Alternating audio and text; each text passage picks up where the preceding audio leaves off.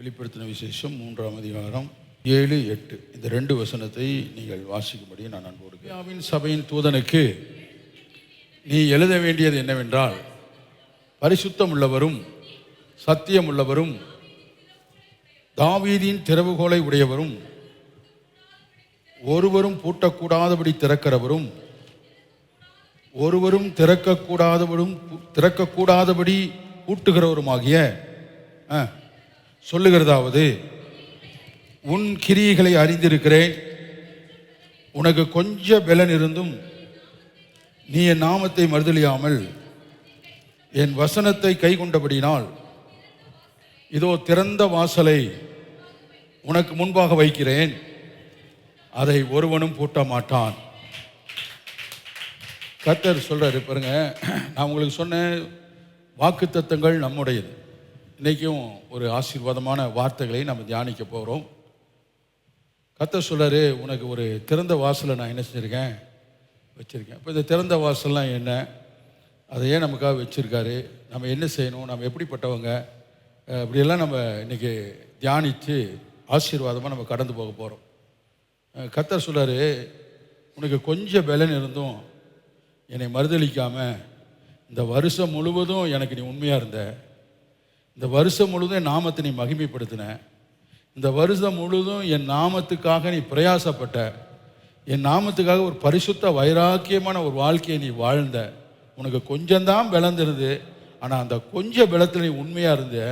அதனால் இந்த புது வருஷத்தில் நான் உனக்கு என்ன செய்ய போகிறேன்னா, உனக்கு ஒரு ஓப்பன் டோர், ஆமேன்னு சொல்லுங்கள், ஒரு எல்லாவற்றிலும் ஆமேன், ஒரு திறந்த ஒரு வாசல், ஓப்பன் டோர், பிளெஸ்ஸிங்ஸ், ஆமேன், நான் உனக்கு தரேன் அப்படின்னு ஆண்டவர் சொல்கிறார். நல்லா கவனிங்க. இயேசுவின் நாமத்தில் மறுபடியும் உங்களுக்கு சொல்கிறேன், ஆபிரகாமுக்குள்ளாக, அதாவது விசுவாச மார்க்கத்தார் யாவர்களோ, நாம் எல்லாம் விசுவாச மார்க்கத்தார்கள், நம்ம விசுவாச மார்க்கத்தார் யாவரும் ஆபிரகாமின் ஆசீர்வாதத்துக்கு நம்ம உடையவர்களாக இருக்கிறோம். அல்லேலூயா.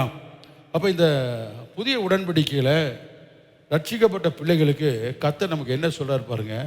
ஒரு ஆசீர்வாதம் 2 ஆசீர்வாதம் இல்லை, எல்லா ஆசீர்வாதத்தினாலும் கர்த்தர் நம்மளை ஆசீர்வதித்திருக்கிறார்.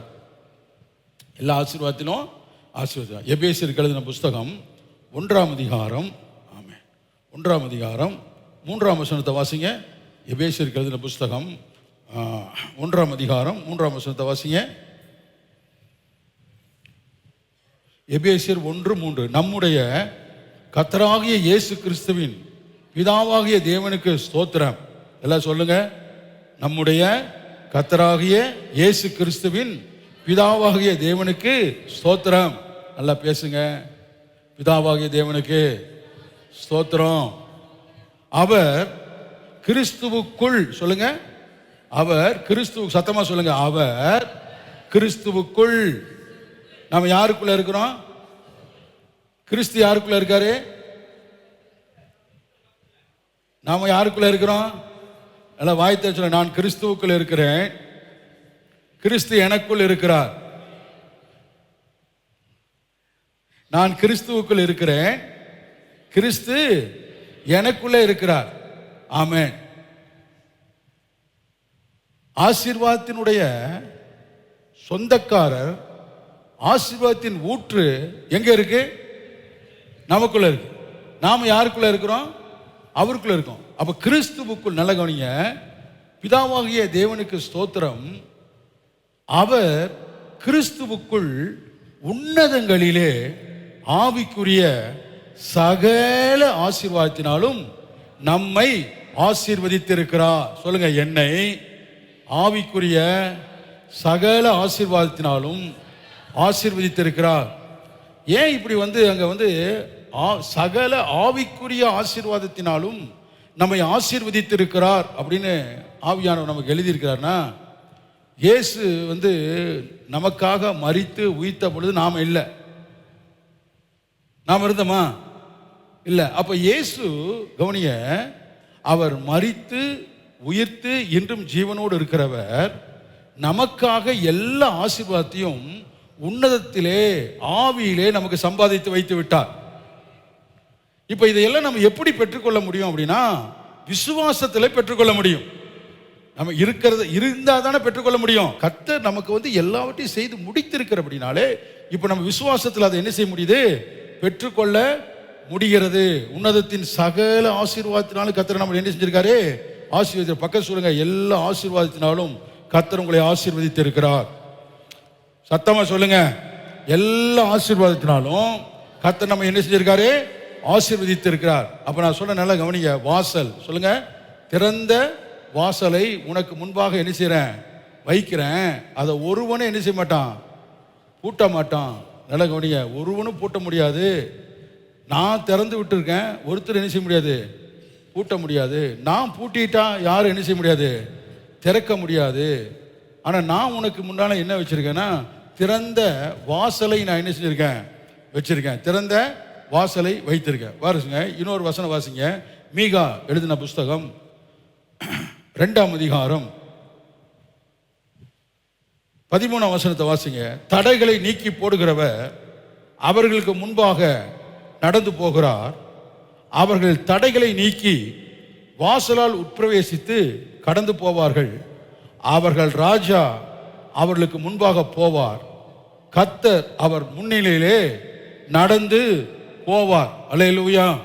அப்போ எல்லா ஆசீர்வாதத்துக்கும் நல்ல கவனிங்க. நம்ம வாழ்க்கையில நம்ம முன்னேற்றம் அப்படின்னு இருக்குல்ல, நம்ம ஒரு கட்டத்திலிருந்து இன்னொரு கட்டத்துக்கு உயர்ந்து போவது, ஒரு இடத்துலேருந்து ஒரு ஆசீர்வாதத்திலிருந்து இன்னொரு ஆசீர்வாதத்துக்கு போவதற்கு ஒரு வழியில் நம்ம போக வேண்டியதாக இருக்குது. நல்ல கவனிங்க. அப்போ எல்லாவற்றுக்கும் நமக்கு ஒரு வாசல், ஒரு டோர் நமக்கு ஓப்பன் ஆக வேண்டியதாக இருக்குது. நிறைய பேர் சொல்கிறத கேள்விப்பட்டிருங்க, எனக்கு ஒரு டோர் ஓப்பன் ஆகணும், எனக்கு ஒரு டோர் என்ன செய்ய மாட்டேங்குது, ஓப்பன் ஆக மாட்டேங்குது, எனக்கு ஒரு டோர் ஓப்பன் ஆகிட்டு டோர் ஓப்பன் ஆக மாட்டேங்குது. நல்லா நீங்கள் கவனிங்க, டோர் ஓப்பனாக தான் இருக்குது. பக்கம் சொல்லுங்கள், டோர் ஓப்பனாக தான் இருக்குது, நீ தான் போக மாட்டேங்கிற. நல்லா கவனிங்க, கர்த்தர் நல்லவர். ஆமென். திறந்த வாசலை உனக்கு முன்னால் வச்சுருக்கேன். அப்போ இயேசு சொல்கிறார், இந்த வாசல் அப்படின்னு சொல்லும் பொழுது பாருங்கள், யார் இந்த வாசல்னா, இயேசு தான் வாசல். உனக்கு முன்பால ஒரு வாசலை வச்சுருக்கேன், திறந்த வாசலை வச்சுருக்கேன்னு யார், இவர் தன்னையவே சொல்கிறாரு.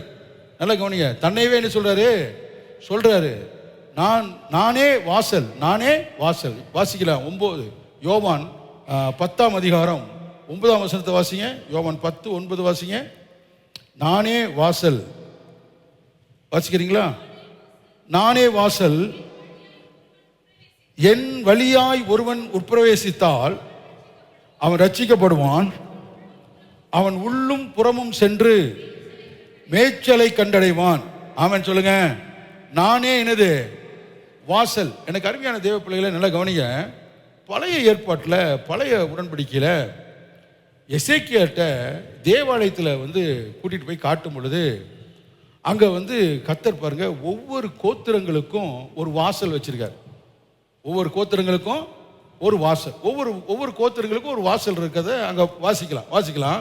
எசேக்கியேல் தீர்க்கதரிசியின் புஸ்தகம் 48ஆம் அதிகாரம் 32, அதில் 4-5 வசனம் இருக்கு. ஒரு வசனத்தை மட்டும் வாசிக்க, வீட்டில் போய் மற்றதெல்லாம் வாசிச்சு பாருங்க. வாசிங்க பார்க்கலாம். இப்போ எசேக்கியேல் 48:32 வாசிங்க சீக்கிரமா. கீழ்ப்புறத்திலே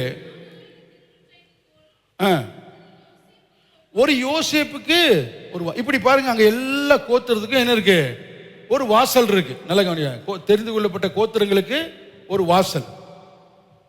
அந்த வாசல் வழியாக வருகிற ஆசீர்வாதங்களை தேவன் அங்கே எழுதுகிறார். இப்ப புதிய உடன்படிக்கையில கிறிஸ்து நமக்காய் மரித்து உயிர்த்து, நல்ல கவனிங்க, கிருபையினாலே நம்மளை ரட்சித்து நம்முடைய பிள்ளைகளாய் மாற்றி இப்ப அவரே நமக்கு வாசலா மாறிட்டார். அவரே வாசலா மாறிட்டார்.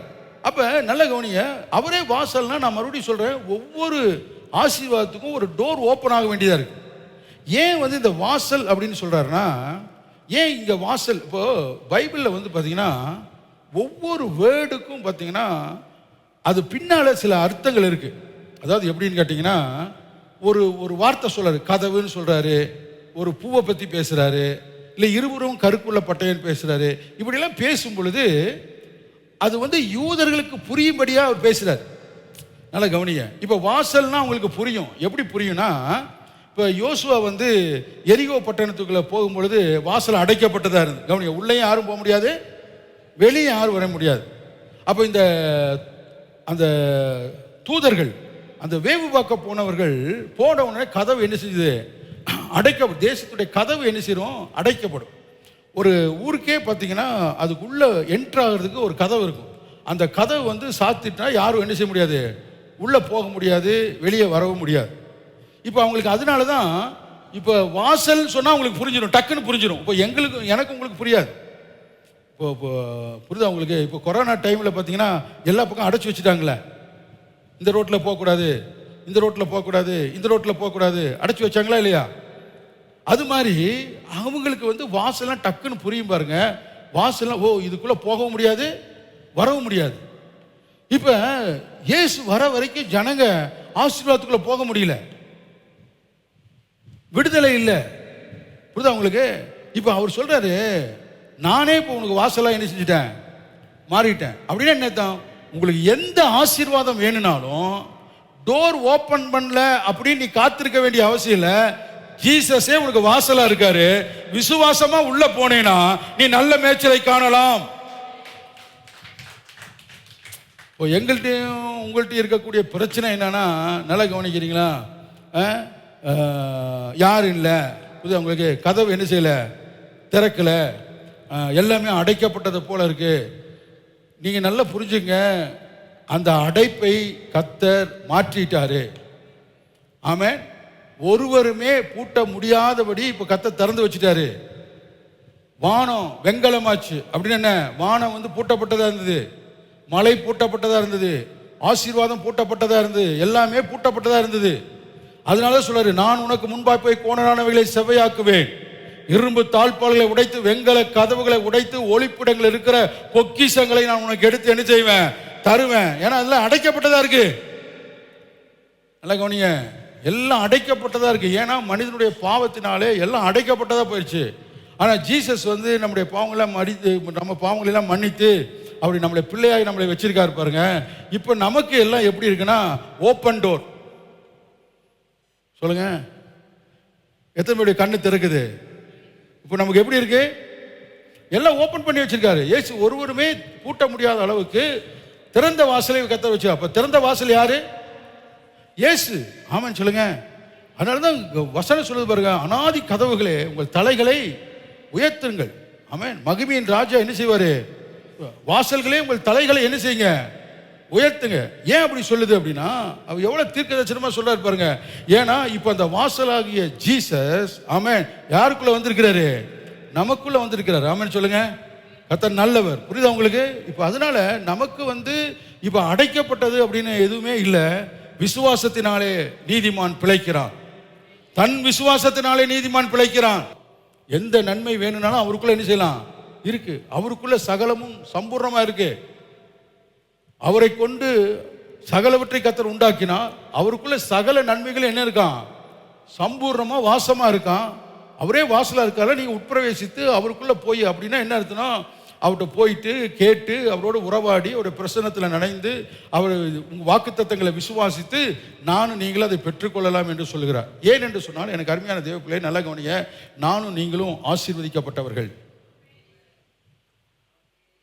இனி நம்மளை ஆண்டவர் ஏற்கனவே ஆசீர்வதிச்சுட்டாரு. வானத்தையும் பூமியும் உண்டாக்கின கர்த்தராலே நாம், வானத்தையும் பூமியையும் உண்டாக்கின கர்த்தராலே நான் ஆசீர்வதிக்கப்பட்டவன், நான் ஆசீர்வதிக்கப்பட்டவள். பாருங்க, நம்ம ஆசீர்வதிக்கப்பட்டவன், ஆசீர்வதிக்கப்பட்டவள் அப்படிங்கிற, கிறிஸ்துவுக்குள் நான் ஆசீர்வதிக்கப்பட்டவன் அப்படிங்கிற ஒரு வெளிப்பாடு, ஒரு விசுவாசம் உங்களுக்கு வந்துட்டாவே உங்க வாழ்க்கை உயர ஆரம்பிச்சிடும்.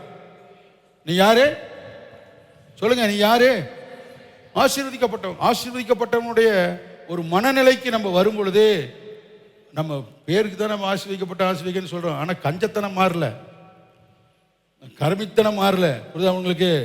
என்னமோ சொன்ன டேஷ் புத்தி என்ன செய்யல, அது மாறல. ஆனா சும்மா ஆசீர்வதிக்கப்பட்டவங்க நம்ம எல்லாம் ஆசீர்வதிக்கப்பட்டவங்க. ஆமான்னு சொல்லுங்க. புரியுதா உங்களுக்கு? வாசிங்க சங்கீதம் 115 வாசிங்க பார்க்கலாம்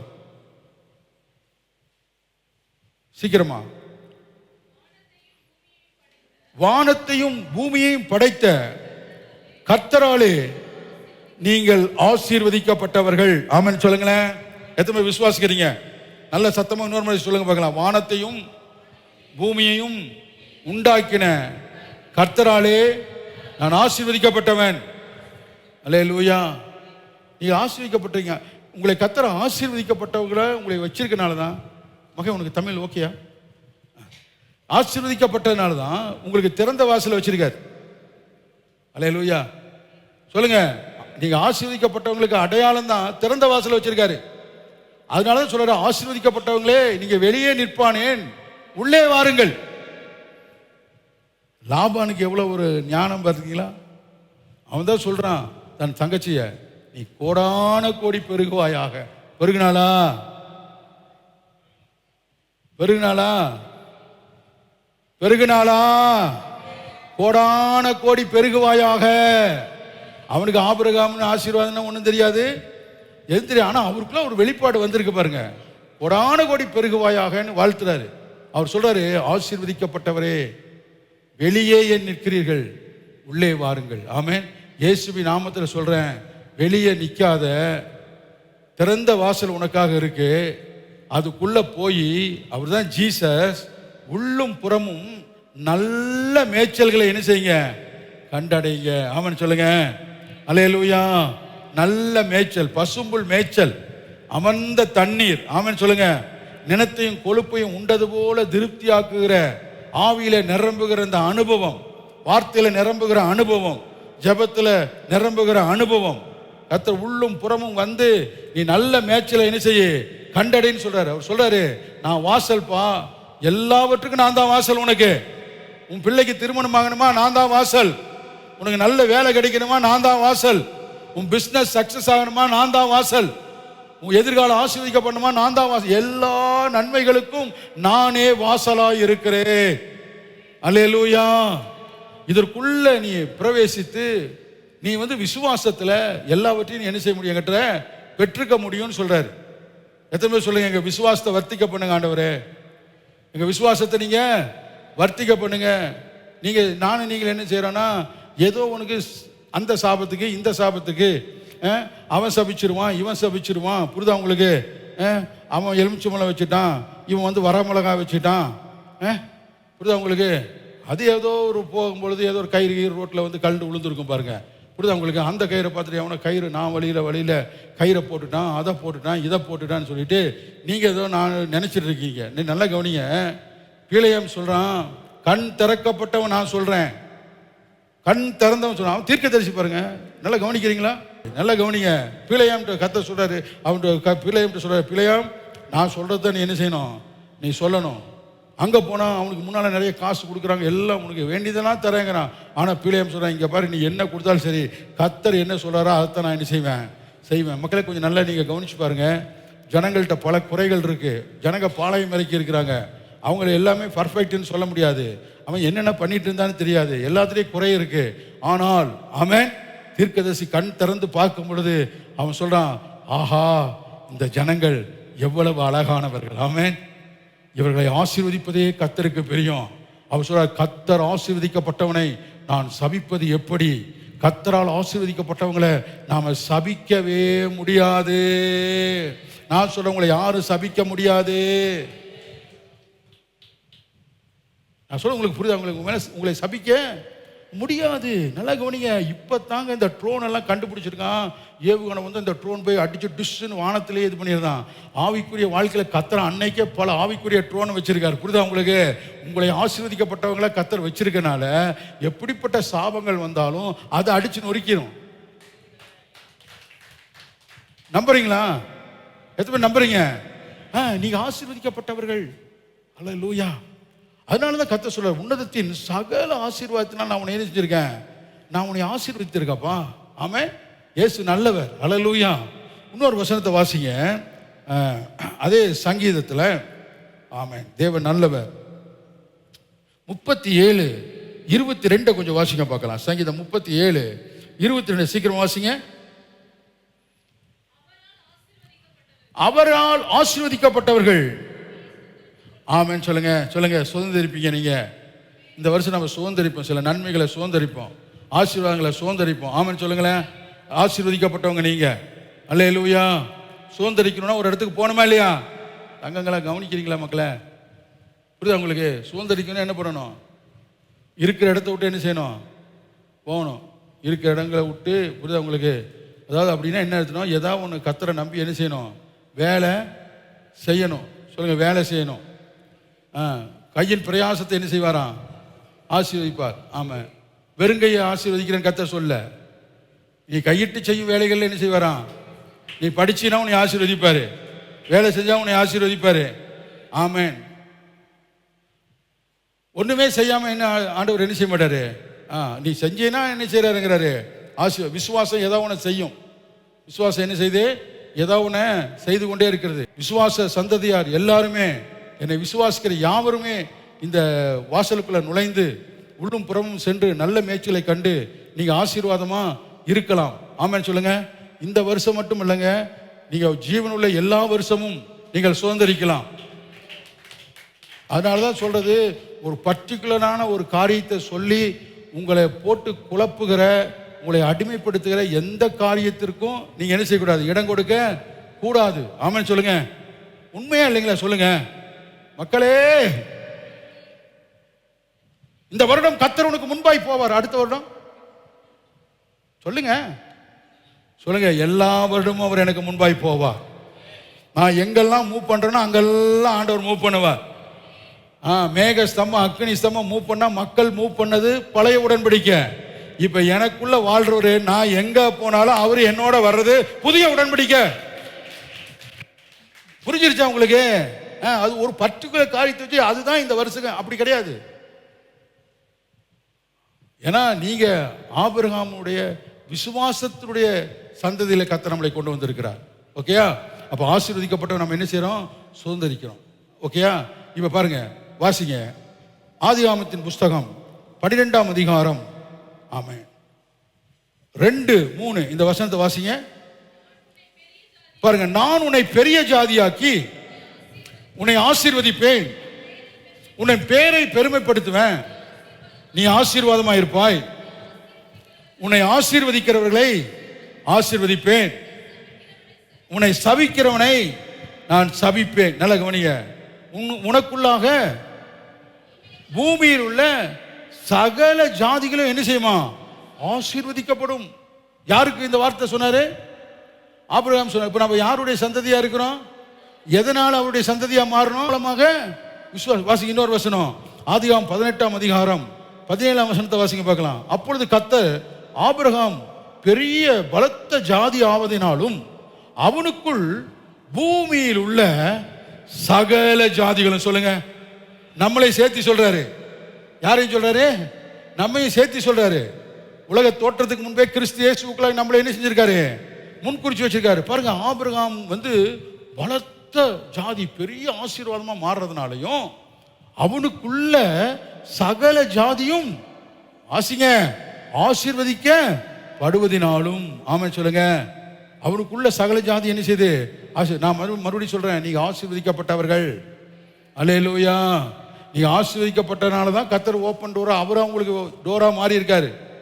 அவரா உங்களுக்கு இல்லைன்னா அதுக்குள்ள போக முடியாது. புரியுதா உங்களுக்கு? அதுக்குள்ள என்ன செய்ய முடியாது? போக முடியாது. அந்த கிருபாசனத்து பக்கத்தில் வர முடியாது. அந்த நாமத்தை யூஸ் பண்ண முடியாது. நல்ல கவனிங்க, கர்த்தர் ரொம்ப நல்லவர். அல்லேலூயா. அவர் நம்மோடு கூட இருக்கிறார். சந்தோஷமா இருக்கிறீங்களா?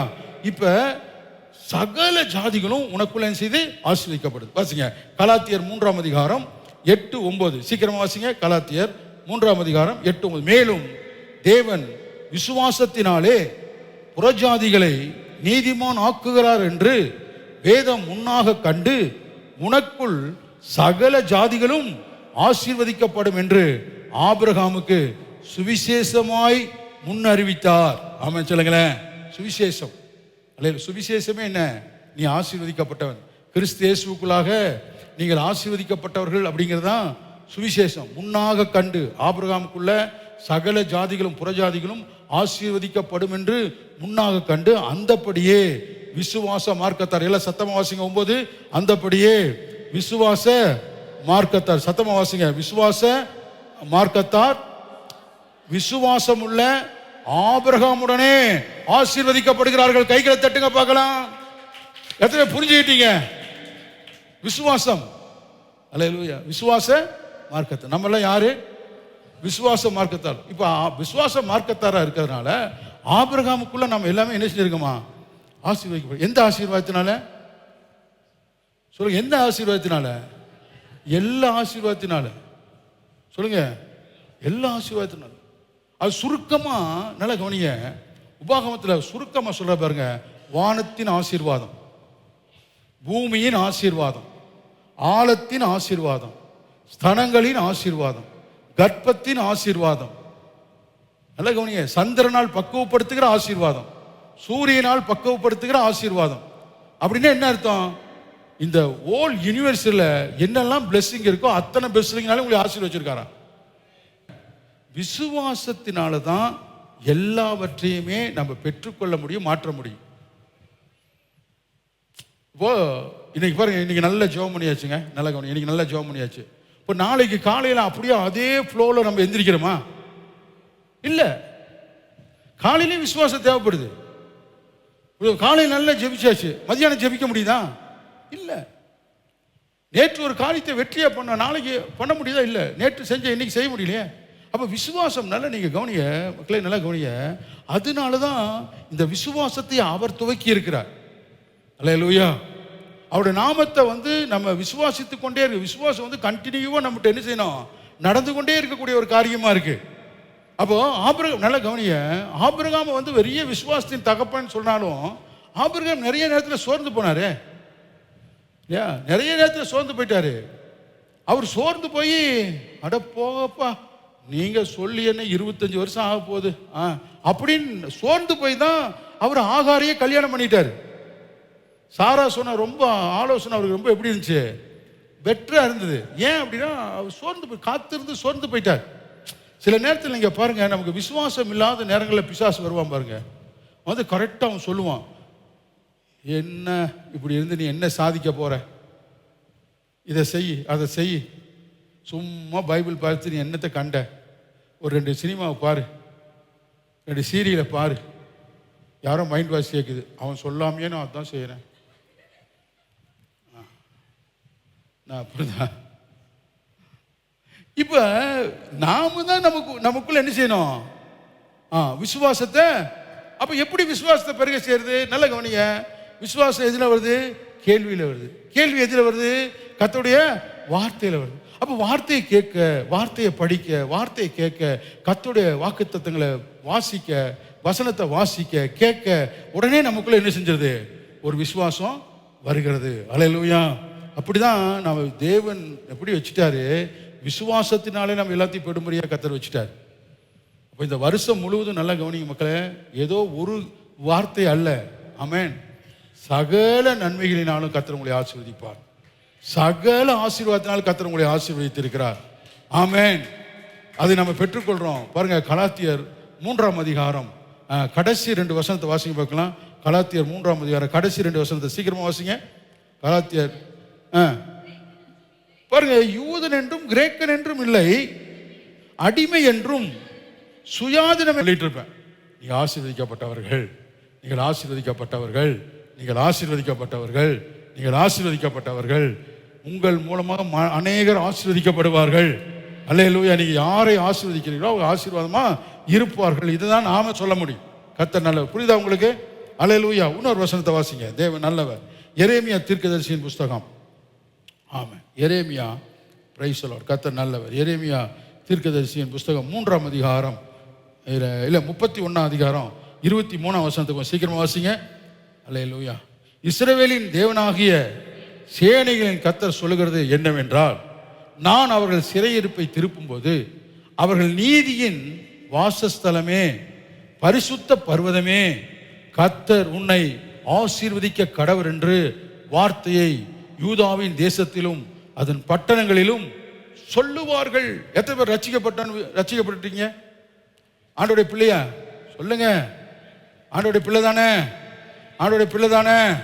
உங்க சிறையிருப்பு மாறிடுச்சுல. சிறை இருப்பு திருப்பப்பட்டவங்க எல்லாம் ஒன்று சொல்லுவாங்களாம். என்னன்னா, நான் கர்த்தருக்குள் ஆசீர்வதிக்கப்பட்டவன். அல்லேலூயா. சொல்லுங்க, ஆசீர்வதிக்கப்பட்டவன். இப்போ நம்ம ஆண்டோடைய பிள்ளைகளா? நாம் எதை பேசணுமா? நம்ம எதை பேசணுமா? ஆமா, அவர் சொல்றாரு பாருங்க, ஆசீர்வதிக்கப்பட்டவன் என்ற வார்த்தை, ஆசீர்வதிக்கப்பட்டவன் என்ற வார்த்தை யூதாவின் தேசத்திலும் அதன் பட்டணத்திலும் சொல்லுவார்கள். ஆசீர்வதிக்கப்பட்ட வார்த்தை தான் என்ன செய்வாங்களாம், சொல்லுவாங்க. கர்த்தருடைய பிள்ளைகள் நல்லா கவனிங்க, நீங்க ரட்சிக்கப்பட்டுட்டீங்க, ஆண்டவருடைய பிள்ளையா இருக்கிறீங்க, நானும் நீங்களும் எதை சொல்லிட்டே இருக்கணுமா சொல்லுங்க. அதாவது யூதன் வந்து நம்மளே மாதிரி பிரைஸ் லார்ட் சொல்றது இல்லை. புரியுதா உங்களுக்கு? நிறைய பேர் நம்ம பிரைஸ் லார்ட் சொல்றோம்ல, கர்த்தருக்கு ஸ்தோத்திரம், அவங்க வந்து பிரைஸ் லார்ட் சொல்றது இல்லை. அவங்க என்ன சொல்றாங்க? யூதன் என்ன சொல்றான்? ஏதோ ஒன்று சொல்றான், விடுங்க பாஸ்டர். அப்படியா? என்ன சொல்றாங்க? சலோம். என்ன சொல்றாங்க? சலோம். சலோம்னா என்னது? சமாதானம் ஒன்று. இன்னொன்று, ஒரு குறைவும் இல்லை, ஒரு தடையும் இல்லைன்னு அர்த்தமா. சலோம்னா என்னது சொல்லுங்க? ஒரு குறைவும் இல்லை, ஒரு தடையும் இல்லை. திறந்த வாசல். அவன் சொல்றான் ஒரு தடையும் இல்லை, ஒரு தடை இல்லை, நமக்கு திறந்த வாசல். அதுக்கப்புறம் சொல்றான் ஒரு குறையும் இல்லை, ஏன்னா உள்ளும் புறமும் நல்ல மேய்ச்சல். சலோம் அப்படிங்கிறான். அப்போ அவங்க என்ன செய்யறாங்க? யாரை பார்த்தாலும் சலோம் சலோம் சலோம் அப்படின்னு சொல்றாங்க. வெளிநாடுகளில் நிறைய பக்கம் நல்ல பழக்கம் இருக்கு. யாரை பார்த்தாலும் பார்த்தீங்கன்னா ஹேவ் ஏ நைஸ் டே அப்படி, have a nice day. Ticket வாங்கினீங்கன்னா ஹேவ் ஏ நைஸ் டேமா, இது ஒரு உங்களுக்கு ஒரு நல்ல நாள், இது ஒரு நல்ல நாள். நம்ம கண்டிட்டு வாங்கினீங்கன்னா தரேன், பார்த்துக்கலாம். காசு நீங்க கொடுத்து டிக்கெட் வாங்குறீங்க, அவனுக்கு அவ்வளோ கோபம். நல்ல வார்த்தையே என்ன செய்யாது. ஆமாம், எங்க அங்கே போய் நிலைப்பட்ட பிள்ளைகள் அவங்க என்ன சொல்கிறாங்களாம்? ஆசீர்வாதமான வார்த்தைகளை என்ன செய்கிறாங்களாம்? சொல்கிறாங்களாம். கர்த்தர் நல்லவர், நீங்கள் ஆசீர்வதிக்கப்பட்டவர்கள். அதனால தான் நம்ம சபையில் இதை வலியுறுத்துகிறோம். இந்த மைண்டு நமக்கு வந்து மறுரூபம் ஆகிற வரைக்கும். ஆமென். சில நீங்கள் அந்த டோருக்குள்ளே நீங்கள் என்ன செய்ய முடியாது, தடை. கத்தை திறந்து தான் வச்சிருக்காரு, நாம என்ன செய்யறதில்ல, போறதில்லை. இன்னொரு வசனத்தை வாசிப்போம். அதனாலே பூமியிலே தன்னை ஆசீர்வதிக்கிறவன் சத்திய தேவனுக்குள் தன்னை ஆசீர்வதிப்பான். ஆமாம் சொல்லுங்க. ஃபர்ஸ்ட் உங்களையே நீங்க ஆசீர்வதிங்க, உங்களையே நீங்க என்ன செய்யுங்க, ஆசீர்வதிங்க. உங்களை நீங்க ஆசீர்வதிக்கணுமாமா, கர்த்தருடைய வார்த்தையினாலே உங்களை ஆசீர்வதிக்கணுமா. பூமியிலே ஆணையிடுகிறவன் சத்திய தேவன் பேரில் ஆணையிடுவான். முந்தின இடுக்கண்கள் அதாவது துன்பங்கள் மறக்கப்பட்டு அவைகள் என் கண்களுக்குள் மறைந்து போயின. இயேசு சொல்றாரு பாருங்க, மகனே உனக்கு ஓப்பன் டோர் நானா இருக்கிறேன். முந்தின இடுக்கண் எல்லாம் மறைஞ்சு போயிடும், அது மனசிலேயே இருக்காது. நீ கடந்து வந்த கண்ணீர், வேதனைகள், பாடுகள் எல்லாம் மறக்கப்பட்டு எல்லாம் புதிதான நன்மைகளாலே நான் உன்னை நிரப்புவேன். அது உன்னுடைய உள்ளத்திலேயே இல்லாதபடி மறைந்து போகுங்கிறார் பாருங்க.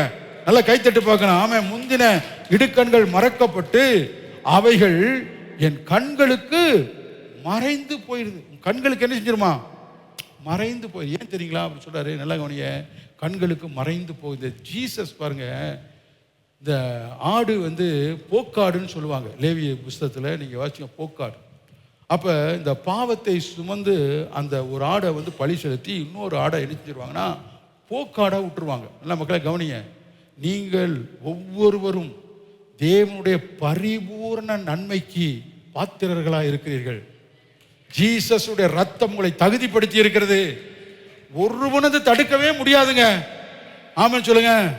ஒருத்தர் அதை என்ன செய்ய முடியாது.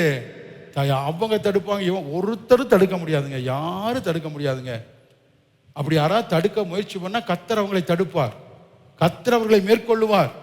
நல்லா கவனிங்க. அந்த போக்காடுன்னு சொல்லுவாங்க பாருங்க, அந்த போக்காடு விட்டுருவாங்க. அந்த போக்காடு மேலே கை வச்சு வனாந்தரத்தில் அந்த ஆடு என்ன செய்யும், அது போகும் போய் போய் போய் போய் போய் போய் அப்படியே கண்ணுக்கு என்ன செஞ்சிடும், மறைஞ்சு அது வனாந்தரத்தில் அப்படியே என்ன செஞ்சிடும். அப்படிதான் இயேசு நம்முடைய பாவங்களை, நல்ல கவனிங்க, புறம்பே ஆமென், நம்முடைய பாவங்களை சுமந்தார். எருசலேம் வீதிகளிலே வாசல்லே நமக்காக சிலுவையை சுமந்து ஒரு போக்காடு போல உலகத்தின் பாவத்தை சுமந்து கர்த்தர் என்ன செஞ்சாரு, பலியாக ஆட்டுக்குட்டி, உலகத்தின் பாவத்தை சுமந்து தீர்க்கிற ஆட்டுக்குட்டியாக அவர் அடிக்கப்பட்டார். நல்ல கவனிய. அதன் மூலமாக நல்ல கவனிய, நம்ம பாவங்கள் எல்லாம் என்ன செஞ்சிருச்சு, மறைந்து போய்விட்டது. கிழக்குக்கும் மேற்குக்கும் உள்ள தூரமாக என்ன செஞ்சிருச்சு சொல்லுங்க? எப்படி ஆயிடுச்சு? கிழக்குக்கும் மேற்குக்கும். சொல்லுங்க, நீங்க எல்லாம் சொல்றது பார்த்தா கிழக்கு இந்த வாசப்படியில் இருக்கு, மேற்கு இந்த வாசப்படியில் இருக்க மாதிரி எப்படி அசால்ட்டா சொல்றீங்களாப்பா? அப்ப கிழக்கு எங்க இருக்கு, மேற்கு எங்க இருக்குப்பா? எங்க இருக்கு? இது வரைக்கும் எந்த சயின்டிஸ்டும் அதை டிஸ்டன்ஸே கண்டுபிடிக்க முடியல. நல்லா புரியுதா உங்களுக்கு? இந்த கோடியிலேருந்து அந்த கோடி 21 மணி நேரம் பறந்தா இங்கேருந்து போய் அந்த பக்கம் சேர்ந்துடலாம். 21 மணி நேரம் நான் ஸ்டாப்பாக ஃப்ளைட் பறக்குது. இங்கேருந்து அங்கே போய் பறந்துடலாம். ஆனால் கிழக்குக்கு மேற்குக்கு உள்ள தூரம் இருக்குது பார்த்தீங்களா? இது வரைக்கும் எந்த சயின்டிஸ்ட்டும் என்ன செய்ய முடியல, கண்டுபிடிக்கவே முடியல. அவ்வளோ தூரம். அப்படியே பாருங்கள், கர்த்தர் அப்படி தான் நம்முடைய பாவங்களை கிழக்குக்கும் மேற்குக்கும் உள்ள தூரமாக மாற்றிட்டார். எதுக்கு அப்படி சொல்கிறாரு அப்படின்னா, நமக்குள்ள விசுவாசம் பெருகுவதற்காக. ஆமாம், சோர்ந்து போனவங்க எல்லாம் பலன் அடைந்து கழுகுகளை போல செட்டைகளை அடித்து உயர பறப்பதற்காக. ஆமென் சொல்லுங்களேன். அல்லேலூயா. புதிய காரியங்களை செய்வதற்கு பலப்படுத்துவதற்காக தேவன் நம்மளை தேற்றுகிறார், தைரியப்படுத்துகிறாரு. நீ பயப்படாத, உன்னுடைய பழைய இடுக்கண் எல்லாம் துன்பங்கள் எல்லாம் அது ஒன்றுமில்லாமல் அது மறைக்கப்பட்டு விட்டது. ஆமென். அடுத்த வசனம் பாருங்க. கர்த்தர் சொல்றாரு, இதோ நான் புதிய வானத்தையும் புதிய பூமியை சிருஷ்டிக்கிறேன், முந்தினவைகளை நினைக்கப்படுவதில்லை, மனதிலே தோன்றுவதில்லை. நான் சிருஷ்டிக்கிறதுனாலே நீங்கள் என்றென்றைக்கு மகிழ்ந்து களி கூறுங்கள். இதோ எருசலேமை களி கூறுவார்கள், அதன் ஜனத்தை மகிழ்ச்சியாகவும் சிருஷ்டிக்கிறேன். நான் எருசலேமின் மேல் களி கூர்ந்து என் ஜனத்தின் மேல் மகிழ்ச்சியாக இருப்பேன். அழுகையின் சத்தமும் கூக்குரலின் சத்தமும் அதில் கேட்கப்படுவது இல்லை. கவனிக்கிறீங்களா? இந்த வாசல் இருக்குல்ல, இந்த வாசலுக்குள்ள போனா என்ன சத்தம் கேட்காதான்? அழுக சத்தம், கூக்குரல் சத்தம், பார்த்தீங்களா? பயத்தின் ஓல சத்தங்கள், மரண சத்தங்கள், வியாதியின் சத்தங்கள், இந்த சத்தமெல்லாம் என்ன செய்யாதான்? புரியுதா உங்களுக்கு? அவர் சொல்றது சந்தோஷத்தின் சத்தம். ஆமா, உங்க வீட்டில் ஒரு ஃபங்க்ஷன்னா எப்படி சத்தம் கேட்குதா? எப்படி சொல்லுங்க, சொல்லுங்க, அது என்ன சத்தம்? அதான் அவர் சொல்றாரு, மணவாட்டியின் சத்தம், மணவாளனின் சத்தம். ஆமா, கல்யாணமாகிற மணவாட்டிக்கு ஒரு சத்தம் போட, அது எப்படி சத்தம் நமக்கு தெரியல. புரியுதா உங்களுக்கு? மணவாளன் சத்தம், மணவாட்டியின் சத்தம், நித்திய மகிழ்ச்சியின் சத்தம் கேட்குமா? ஆமென். சாப்பாடு ஆக்கிற சத்தம், சந்தோஷமா குழந்தைகள் பேசுகிற சத்தம், ஒரு ஆசீர்வாதத்தினுடைய ஒரு சத்தம். எனக்கு அருமையான தேவ பிள்ளைகளே, இயேசுவின் நாமத்தில் கேட்கிறேன், உங்கள் காதுகளில் கேட்கிற அத்தனை சத்தங்களும் மகிழ்ச்சியின் சத்தமாய் கர்த்தர் மாற்றி இருக்கிறார், சந்தோஷத்தின் சத்தமாய் கர்த்தர் மாற்றி இருக்கிறார். நீங்கள் கேட்கிற சத்தம் உங்களை பலப்படுத்துங்க. எத்தனை பேர் நம்புறீங்க? சொல்றாரு, என்னுடைய சத்தம் மகிழ்ச்சியின் சத்தம், ரட்சிப்பின் சத்தம், மணவாளின் சத்தம், மணவாட்டி சத்தம், ரட்சிப்பின் சத்தம், கம்பீர சத்தம், இதெல்லாம் நான் உனக்குள்ள என்ன செய்றேன்? இதெல்லாம் எங்க இருக்குன்னா அந்த வாசல், அந்த கதவுக்குள்ள நுழைஞ்சா இருக்கு. ஓ ஜீசஸ், ஹல்லேலூயா. கர்த்தருக்குள்ள இருக்கு, நல்ல மேய்ச்சல் இருக்கு. நான் சொல்ல உங்களுக்கு புரியுதா? உங்களுக்கு இயேசு நல்லவர். உங்கள் சத்தங்கள் மாறுவதாக. அல்ல, கர்த்தருடைய சத்தம். நீங்க நல்ல நிலம், உங்களை விதைக்கிறேன். எந்த விதையெல்லாம் இந்த நல்ல நிலத்துல அது முளைக்கும். அதுக்கு தான் இவ்வளவு பிரயாசப்படுறோம். அதான் உங்களுக்கு அதை ரிசீவ் பண்ண வைக்கிறோம். ஆனால் நீங்கள் ரிசீவ் பண்ண மாட்டேங்கிற, வாயும் திறக்க மாட்டேங்கிறீங்க, உங்களுக்கு காதும் திறக்க மாட்டேங்குது. அதுதான் ஆண்டவர் சொல்ற, நீ கண்ணு இருந்து உனக்கு குருட, நீ காது இருந்து நீ செவிட, வாய் இருந்து நீ ஊமைய அப்படின்னு சொல்றாரு. யாரு சொல்றாரு? நம்மளை தான் சொல்றாரு. பாருங்க, உனக்கு கண்ணு இருக்கு என்ன பிரயோஜனம்? வாய் இருக்கு என்ன பிரயோஜனம்? ஒரு பிரயோஜனம் கிடையாது. ஆனால் இவ்வளோ நல்ல வார்த்தைகளை விட எங்கெங்கே பேசுவாங்க. எத்தனையோ பேர் 1ஆம் தேதி கோர வச்சு கும்மி அடிச்சுட்டு இருக்கான் தெரியுமா உங்களுக்கு? நீ உருப்பிடுவே விளங்குவேன் இருக்கான், அங்கெல்லாம் அல்லேலூயாங்கிறான். இங்கே இவ்வளவு நல்ல வார்த்தைகளை கர்த்தர் எவ்வளவு மகிமையான வார்த்தைகளை பேசிட்டு இருக்காரு. ஒரு ஆமன் இல்லை, ஒரு ஸ்தோத்திரம் என்ன அர்த்தம் பாருங்க. சத்த சொல்ல, நீ வீடுகளை கட்டுவான்னு சொன்னா என்ன செய்யணும்? நீ உங்களுக்கு என்ன, எவனோ கட்டிட்டு போறான், நமக்கு என்ன இருக்கு? எப்படிதான் நம்மளை கூப்பிடுவாங்களே, ஏதோ கேசரி கொடுப்பான், 2 பூரி கொடுப்பாங்க. அவர் நல்ல பிரதர், மொய் வைக்கலனாலும் ஒன்றும் கேட்க மாட்டார். இந்த புத்தியிலேருந்து எங்கே போய் வீடு கட்ட? என்னப்பா நீங்க, கர்த்தர் நல்லவர். சொல்ல, வீடுகளை கட்டி அவைகளில் குடியிருப்பார்கள். ஆமென்.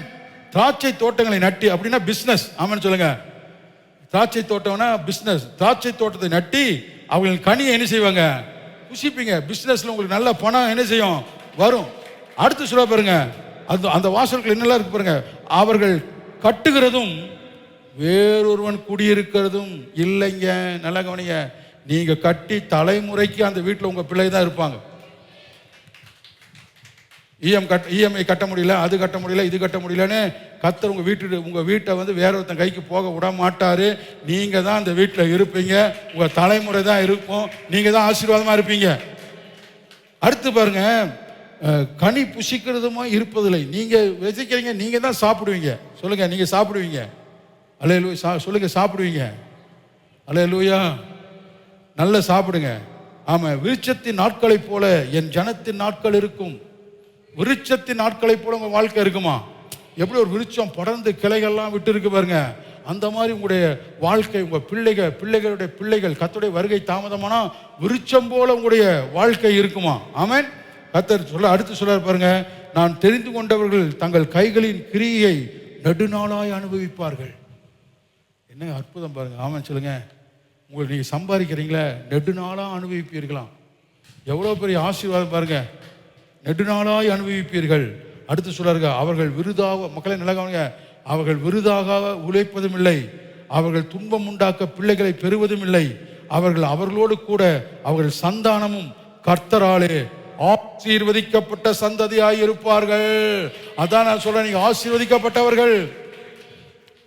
இது வந்து ஏசாயா 65 இயேசு கிறிஸ்துவுடைய நாட்கள்ல புதிய உடன்படிக்கை கிருபை பேசுறாருங்க. நீ வீட்டில் போய் அந்த 65 தொடர்ந்து வாசிங்க, டைம் இல்லை நமக்கு. ஆசீர்வதிக்கப்பட்டவர்கள் நீங்கள். மறுபடியும் நான் சொல்றேன், உன்னதத்தின் சகல ஆசீர்வாதத்தினாலும் கர்த்தர் உங்களை ஆசீர்வதித்து இருக்கிறார். ஆமென் சொல்லுங்களேன். ஆமென். அவரே வாசலா இருக்கிறார். இந்த ஆசீர்வாதம் முழுவதும் அவருக்குள், அந்த வாசலுக்குள் இருக்கிறது. இதெல்லாம் நம்ம விசுவாசத்தினாலே பெற்று நாம் வாழ முடியும். பாருங்க, அப்பொழுது அவர்கள் கூப்பிடுவார்கள், அவர்கள் கூப்பிடுவதற்கு முன்னே நான் மறு உத்தரவு கொடுப்பேன், அவர்கள் பேசும் பொழுதே நான் கேட்பேன். நீ பேசிட்டு இருக்கதே அவர் என்ன செய்வாராம், கேட்டு ஆசீர்வதிப்பாராம். கர்த்தர் ரொம்ப நல்லவர். ஆமென் சொல்லுங்களேன். எனக்கு அருமையான தேவ பிள்ளைகளே, கர்த்தர் பாருங்க, உயிர்த்தெழுந்த இயேசு பெத்தானியா வரைக்கும் சீசரில் கூட்டிட்டு போய் நான் 2 கையை என்ன செய்யறாரு சொல்லுங்க, 2 கையும் உயர்த்தி அவங்க என்ன செய்யறாரு, ஆசீர்வதிக்கிறார். அவர் இயேசு பாருங்க, 2 கையும் உயர்த்தி, ஆமென் சொல்லுங்க, 2 கையும் உயர்த்தி மனதார அவர் ஆசீர்வதித்து போறாராம். அல்லேலூயா. எப்படி நான் போறேனோ அப்படியே நான் வருவேன்ப்பா. நான் வந்து உங்களை எல்லாம் பார்ப்பேன், நீங்கள் எல்லாம் எப்படி ஆசீர்வாதமாக இருந்தீங்க நான் பார்ப்பேன் அப்படின்னு மனதார இயேசு அவர்களை ஆசீர்வதித்துட்டு போகிறார். அல்லேலூயா. அதனால சொல்ல, நீங்கள் ஆசீர்வதிக்கப்பட்டவர்கள். இந்த புதிய ஆண்டு, ஆமென், இந்த மைண்ட் செட்டுக்கு வாங்க. நீங்கள் ஆசீர்வதிக்கப்பட்டிருக்கிறீர்கள். இத்தனை ஆசீர்வாதத்தையும் நாங்கள் விசுவாசத்தினாலே நம்ம பெறுறோம். எல்லா ஆசீர்வாதத்திலையும் விசுவாசத்தை பெறுறோம். ஏன்னா விசுவாசத்தினாலே நம்ம ஆபிரகாமினுடைய சந்ததியாக நம்ம இருக்கிறோம். கர்த்தர் நல்லவர். அல்லேலூயா.